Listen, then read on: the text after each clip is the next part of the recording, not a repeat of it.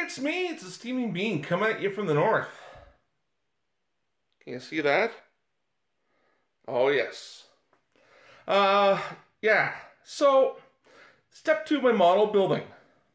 So far, I am dealing with building a model for the first time in months, and before that one last year was the first one in decades. So patience is a virtue. Well, this more challenging than I thought, just because of the size of the model. So here's where the pilot and the co-pilot sit,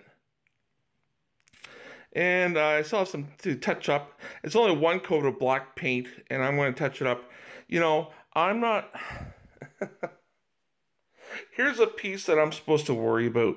That's supposed to be part of the cockpit, but my hands, they're not exactly the size of Andre the Giant hands, but people often remark this, the mega size of my hands. So moving right along, there's another small piece that should be in the bottom of the cockpit. Should I worry about this piece? Nah, I don't think so. But I did the first coat on the fuselage and on the wings, and I noticed how the paint runs off quickly off the fuselage and the wings. So this is coat number one, and as you notice, you keep on painting it over, detail is going to go amok. But what I've noticed on YouTube is that these top model makers will go over the markings on a jet, like for example that tail, the markings on the tail. They'll go over it with a like a razor blade or an X-Acto knife, which I have here. So they go over it, make sure that the detail's not lost. And yeah, here's the tail here. I'm working on the tail. And it's a small model. It's not easy, but I can't be my own worst enemy. Don't beat myself up, and and when I realize that this model is the second model I've been working on in a year, and that I'm not going to be beating myself up over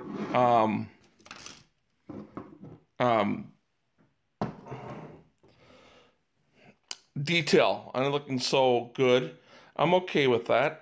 Just because you look online, you see some really top-notch models. But that's the craft of it, is that some people keep on this hobby doing continuous model after model after model. But hey, you gotta start from somewhere.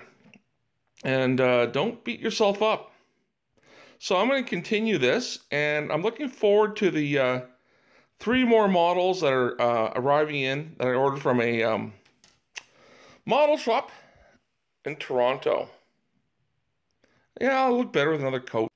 And the key thing is, I'm learning patience,